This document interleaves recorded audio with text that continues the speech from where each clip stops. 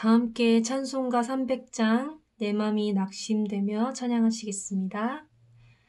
찬송가 300장 내 맘이 낙심되며 함께 찬양하시겠습니다.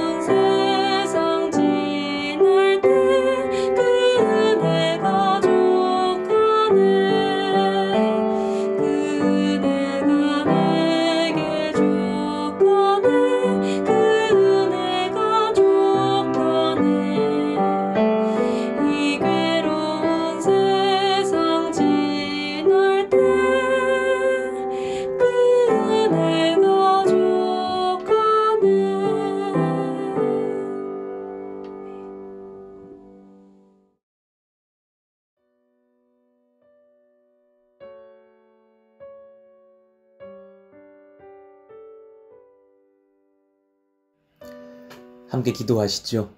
하나님 감사합니다. 우리의 마음 가운데에 주님께서 날마다 하나님의 말씀을 부어주시니 감사합니다. 하나님께서 역사하시는 새벽의 예배와 기도회의 시간들로 하루하루 초대하시고 인도하시니 감사합니다. 하나님 말씀을 받는 우리의 심령 안에 말씀을 향한 부담이 남는 것이 아니라 하나님이 함께 하심에 대한 감사와 순복함의 기쁨이 남게 하여 주시기를 원합니다. 같은 말씀을 들어도 각자에게 필요한 적용이 일어나게 하여 주시고 우리 모든 말씀을 사모하는 권속들의 마음마다 하나님의 평강으로 덧입혀 주시기를 원합니다.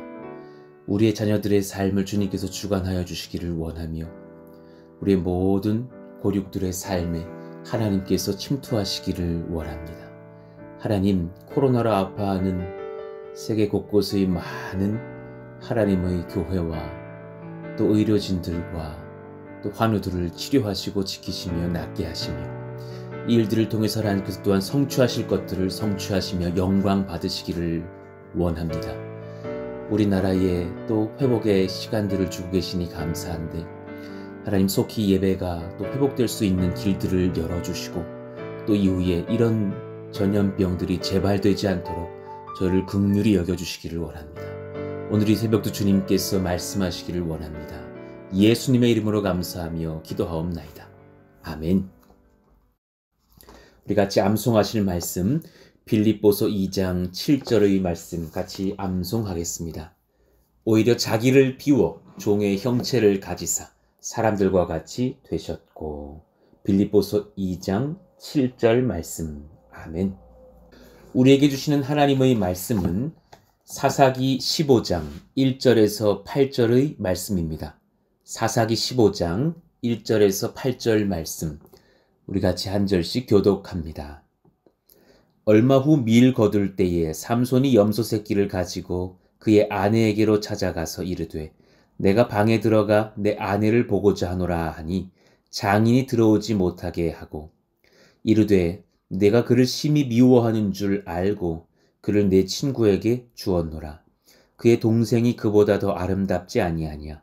청하노니 너는 그를 대신하여 동생을 아내로 맞이하라 하니 삼손이 그들에게 이르되 이번은 내가 블레셋 사람들을 해할지라도 그들에게 대하여 내게 허물이 없을 것이니라 하고 삼손이 가서 여우 300마리를 붙들어서 그 꼬리와 꼬리를 메고 회를 가지고 그 두 꼬리 사이에 한 회를 달고 회에 불을 붙이고 그것을 블레셋 사람들의 곡식밭으로 몰아들여서 곡식단과 아직 배지 아니한 곡식과 포도원과 감람나무들을 사른지라.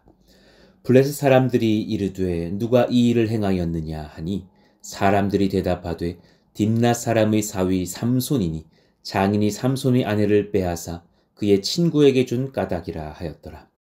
블레셋 사람들이 올라가서 그 여인과 그의 아버지를 불사르니라. 삼손이 그들에게 이르되 너희가 이같이 행하였은즉 내가 너희에게 원수를 갚고야 말리라 하고 블레셋 사람들의 정강이와 넓적 다리를 크게 쳐서 죽이고 내려가서 에담 바위 틈에 머물렀더라. 아멘. 지난 이틀에 이어서 순진과 순전의 차이를 아십니까? 라는 제목으로 세 번째 설교를 이어가겠습니다. 설교하기에 앞서서 한 가지 광고를 좀 나누고 말씀을 전하겠습니다.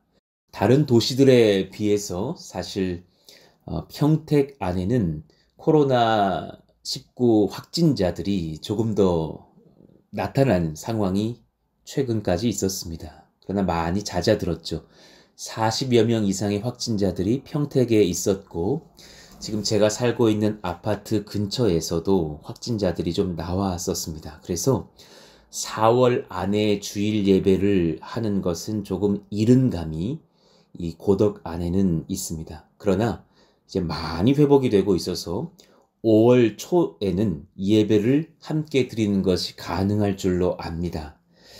5월 첫째 주에는 저희들이 장비를 잘 점검해 보아서 가능하다면 예배를 미리 편집하여 중계하는 것이 아니라 라이브 방식으로 송출하는 예배로 한 주를 드려보면서 원하시는 분들은 참여하고 또 가정 안에서 한 주 더 예배하실 분들은 영상 예배를 선택하여서 예배를 드리시면서 그렇게 5월 첫째 주 예배를 드렸다가 5월 10일에는 큰 사태가 벌어지지 않는 한 다 같이 모여서 고덕에서 예배를 하려고 합니다. 그래서 5월 10일 예배는 어린이 주일 또 어버이 주일 그런 모든 5월의 가족의 행사들을 또 우리가 같이 좀 예배에 담아보면서 은혜 가운데 함께 예배하고 또 우리 청년분들과 다음 세대 자녀들이 같이 또 특송도 하나님 앞에 올려드리면서 찬양하고 예배하는 그런 기쁨과 감사와 회복과 연합의 시간을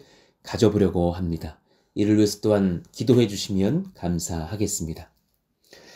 순전한 사람의 특징. 어제는 제가 그 말씀 속에서 기준을 어디에 두느냐에 그 순전함이 달려있다 말을 하였습니다. 순전한 사람은 그 기준, 모든 행동의 기준이 하나님의 말씀에 붙들려 있습니다. 그래서 매 순간 선택을 할 때마다 그 말씀에 붙들린 자로서의 선택을 하는 사람이 참 순전하다 말씀을 나누었죠. 우리의 선택 안에 사실 진짜 종교가 드러나고 정말 섬기는 신이 드러납니다. 하나님인지 우상인지 나인지 우리는 그 기준을 두고서 올바른 선택을 하는 순전한 성도가 돼야 합니다. 두 번째, 순전한 사람은 그 동기를 점검합니다. 자신이 행동하는 동기. 어제의 말씀이 기준을 보자 그랬다면 오늘은 동기가 무엇인가? 어떤 일이나 행동을 일으키게 하거나 마음을 먹게 하는 원인이나 계기, 이것을 동기라 그렇죠. 동기의 한자를 보시면 움직일 동자에 틀 기자를 씁니다. 그러니 이 한자로 본 의미를 따져보시면 내가 행동을 하게 되는 내 마음의 원동력을 일으키는 그 틀을 말합니다. 내 마음에 잡혀진 틀을 따라서 우리는 사실 그 마음이 동기를 낳아요. 나도 모르게 그것이 순식간에 판단이 될지라도 그 동기를 따라서 우리는 움직이죠. 우리의 마음은 행동의 동기를 낳습니다. 또한 그 동기는 사람의 이성과 감정과 의지의 영향을 받습니다. 상당히 감정적인 사람도 많습니다. 얼마나 많습니까? 삼손 같은 사람, 흥분한 감정의 힘으로 살아갑니다. 이 사람들의 원동력이 분노인 경우도 많습니다. 이런 사람들 중에 술에 의존할 경우 참 가정 어려운 경우 많습니다. 술을 먹고 들어와서 온갖 기물을 부수고 칼을 들고 가족들을 위협하기도 하는 그런 알코올 중독자들이 사실은 감정적인 사람이 많습니다. 이런 사람들에게서는 안정, 희락, 평강, 공동체성 같은 것들이 참 약하죠. 반대로 이성적인 힘으로써 동기를 얻는 사람들도 있습니다. 이성적인 사람, 기드온 같은 사람, 증거를 얻어야 되는 사람, 과학을 맹신하는 사람, 팩트가 무엇이냐, 손에 안 볼 수 있는 것들이냐, 이런 생각들을 하는 사람들의 특징은 뭐냐면 헌신하기가 어렵습니다. 도전하기가 어렵습니다. 안정을 추구하기 때문이죠. 이런 동기가 우리의 행동을 결정할 기준 선택과 행동에 지대한 영향을 줍니다. 그러니 어제 말씀처럼 우리가 어떤 것을 선택하는 근거되는 기준도 점검해야 되지만 그 마음의 동기도 점검하셔야 되는 겁니다. 하나님의 사람들은 이성과 감정만으로 살지 않습니다. 여러분 이것을 기억하십시오. 세상 사람들의 마음은 이성적이든 감정적이든 이 둘의 지배를 받아서 동기가 생겨나는 것이 보편적입니다. 정보 중심, 감정 중심, 대세 중심, 욕망 중심으로 살죠. 그러나 하나님의 사람은 그 이상의 무엇이 있습니다. 이성과 감정과 의지를 사로잡는 성령의 감화된 마음이 있습니다. 성령의 감화된 마음, 그 지도를 받습니다. 그 안에서 거룩한 동기가 생겨납니다. 성령의 감화. 이것은 이성과 감정과는 다른 것입니다. 이성, rationality라 말하는 합리성을 따지려는 마음을 이성이라 하죠. 감정, feeling이라고 합니다.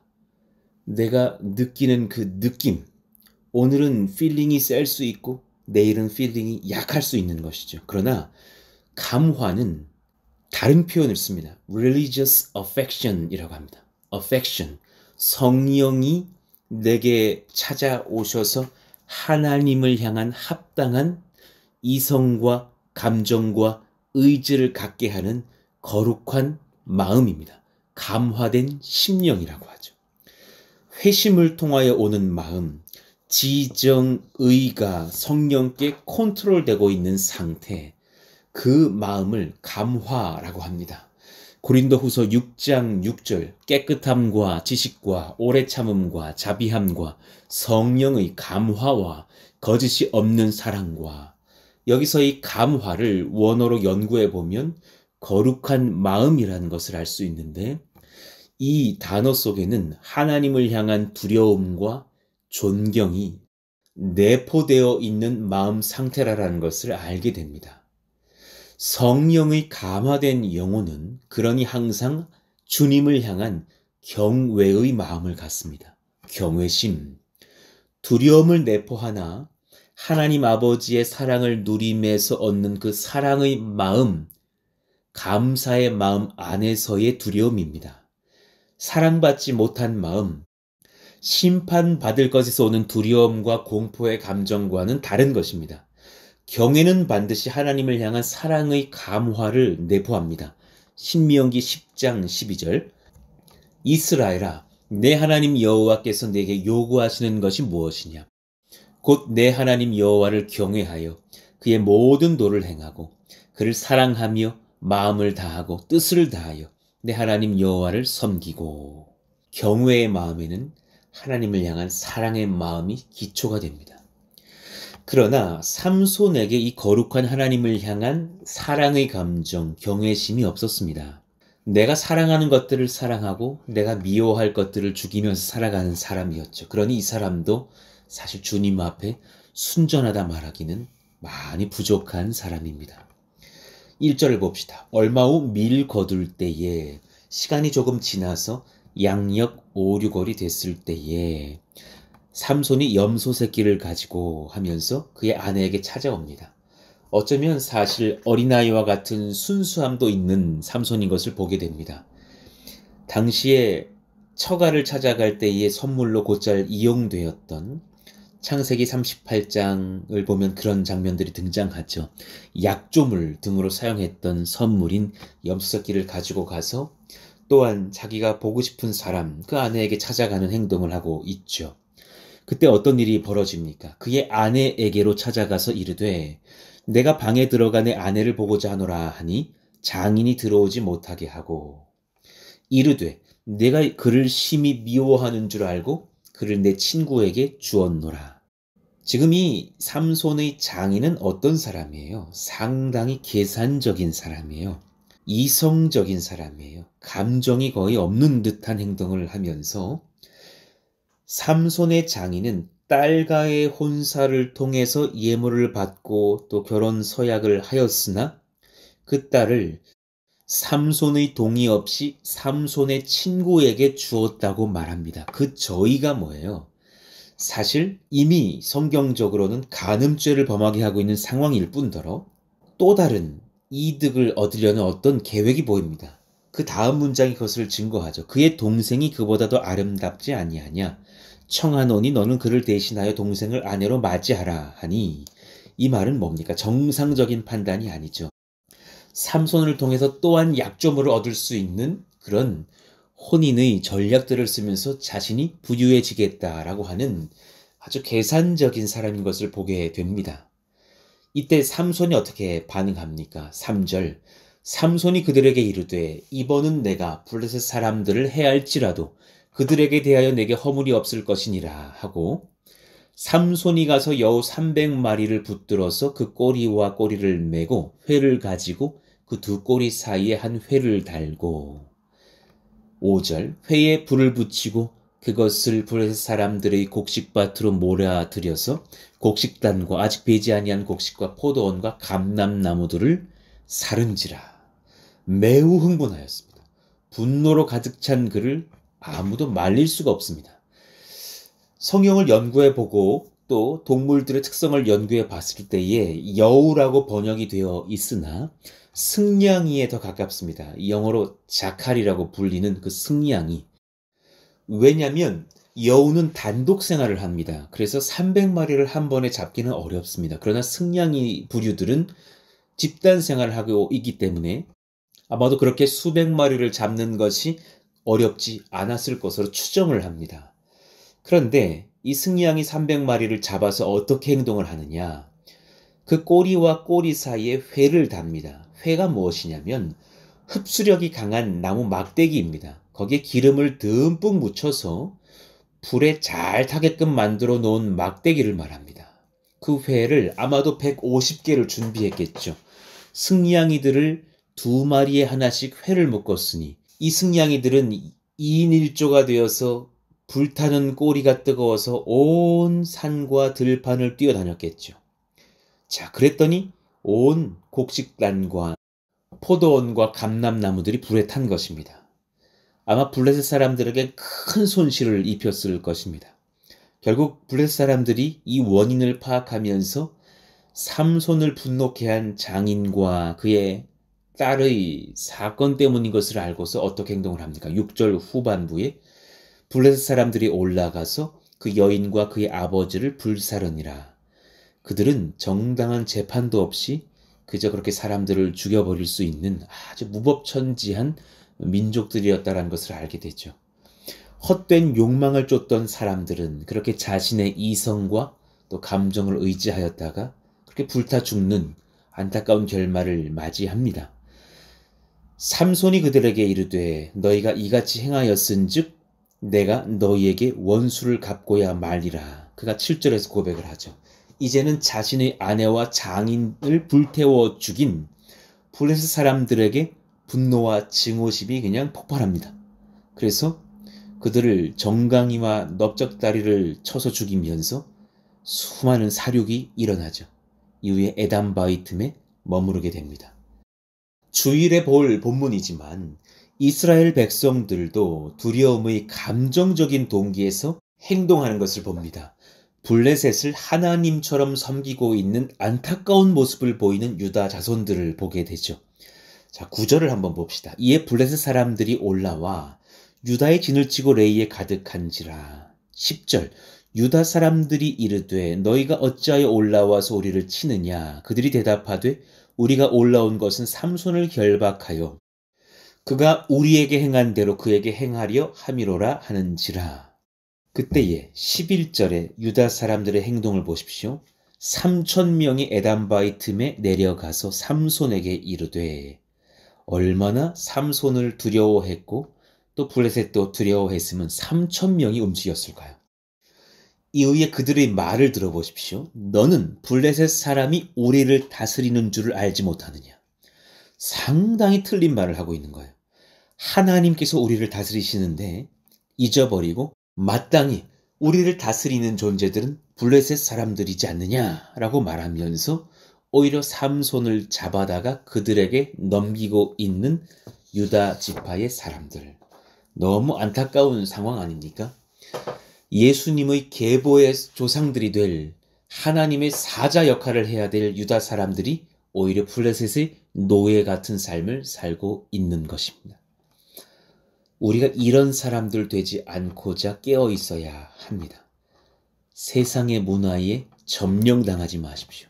하나님의 말씀을 기준으로 삼고 주님을 향한 성령의 감화된 마음, 경외심을 우리의 동기로 하여서 하나님을 섬김에 세상의 박해를 받더라도 그렇게 주님을 기쁘시게 따라갈 수 있는 저와 여러분 되기를 원합니다. 우리가 많은 것을 계획할지라도 결국 남는 것은 하나님의 뜻만 남습니다. 이것을 기억하십시오. 잠언 19장 21절 같이 한번 읽어볼까요? 사람의 마음에는 많은 계획이 있어도 오직 여호와의 뜻만이 완전히 서리라. 저희들을 오늘 이곳 여기까지 이 시간까지 인도하신 것도 돌아보면 우리의 계획대로 인도하신 것이 아니라 하나님의 주권이었음을 고백할 수밖에 없습니다.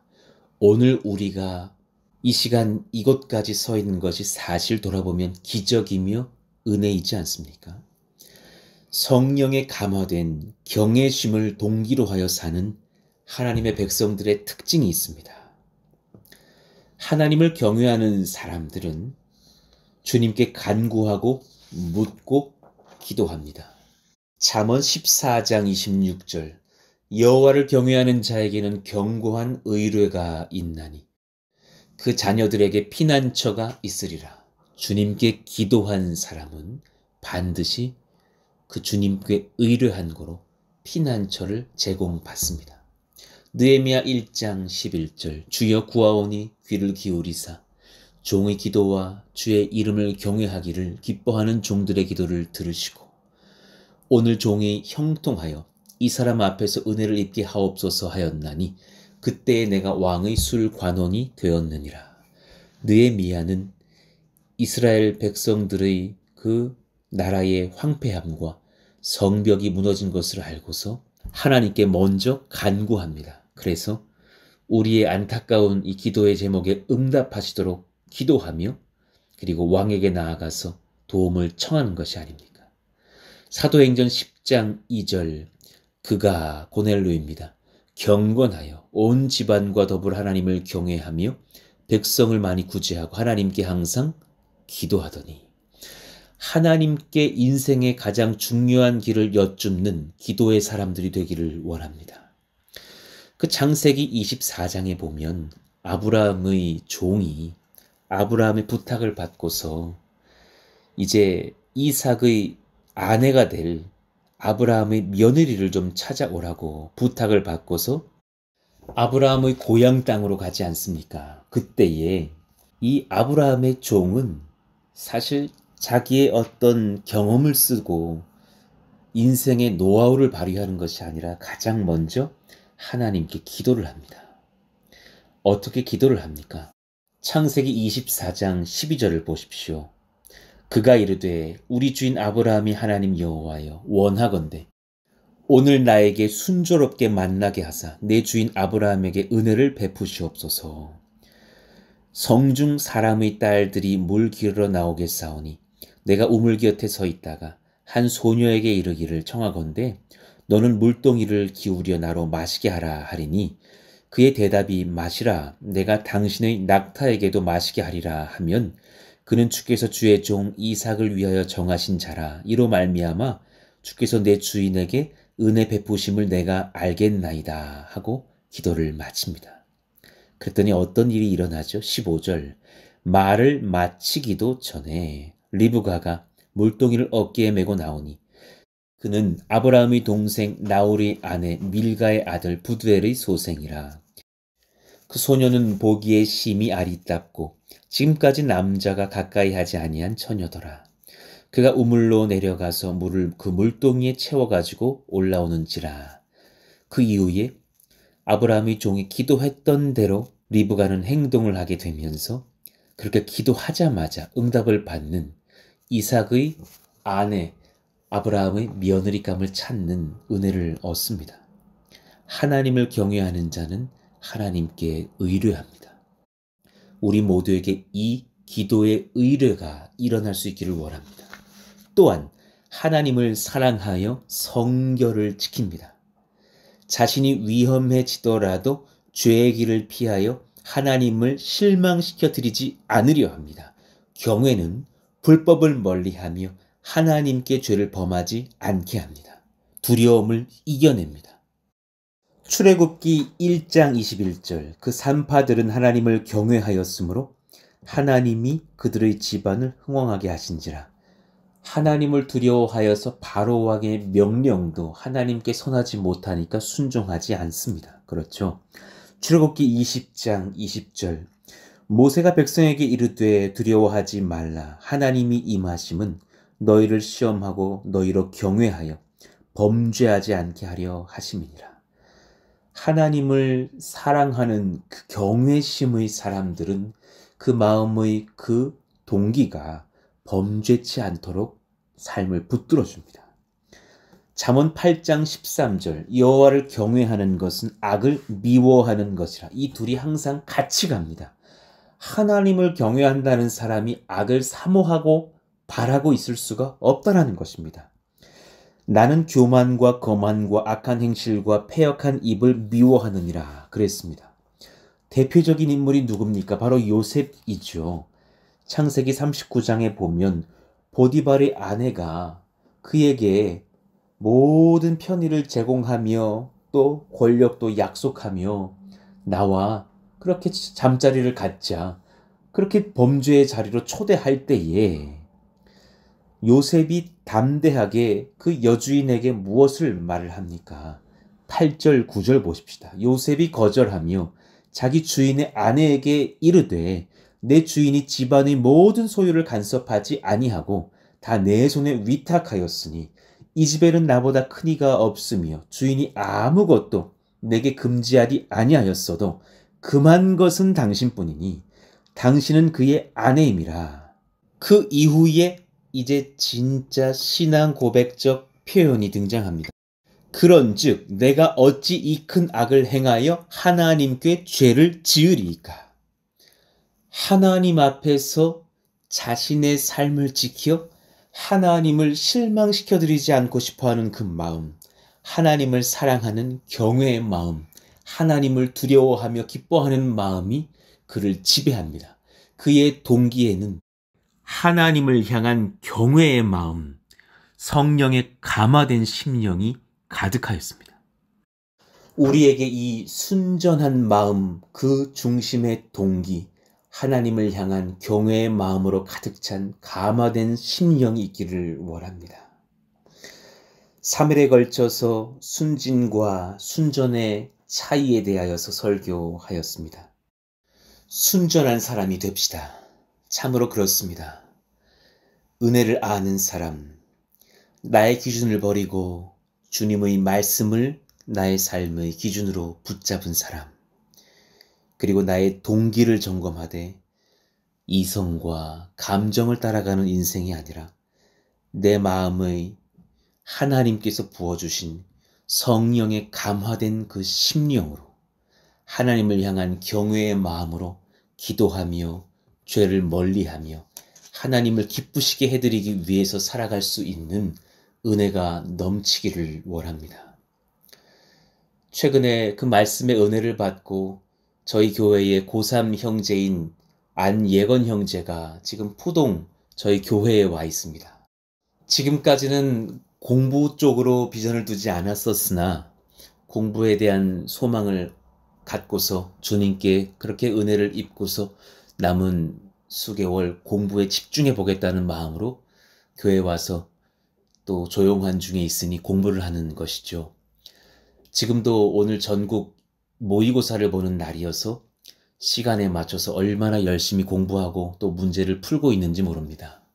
어제 이제 저녁을 먹으면서 대화를 하는데 참 공부하는 중에 마귀가 와서 그렇게 속삭인다라는 겁니다. 예건이의 말이에요. 너가 잘 안 될 것이라. 그때 너는 얼마나 가족들에게 미안하겠느냐고. 너는 얼마나 목사님이 너를 실망하게 보겠느냐고. 많은 사람들이 너를 비웃지 않겠느냐고. 이제 와서 공부를 하니 그게 되겠느냐고. 많은 마귀의 공격이 있다라는 말을 하는 거예요. 그래서 같이 대화하고 또 기도하면서 제가 개척을 준비하는 과정에서 얼마나 마귀의 참소가 많았는지, 너는 망하게 될 것이라고, 너는 아마 너네 가족 5명만 교회에 모여 있을 것이라고, 너는 아마 가난에 쪄들은 목사가 돼 있을 것이라고, 많은 교회에 비웃음을 당할 것이라고, 얼마나 많이 마귀가 찾아와서 저를 참소했는지를 이야기해 주면서 우리의 목표는 결과에 있지 않다라는 말을 해 주었습니다.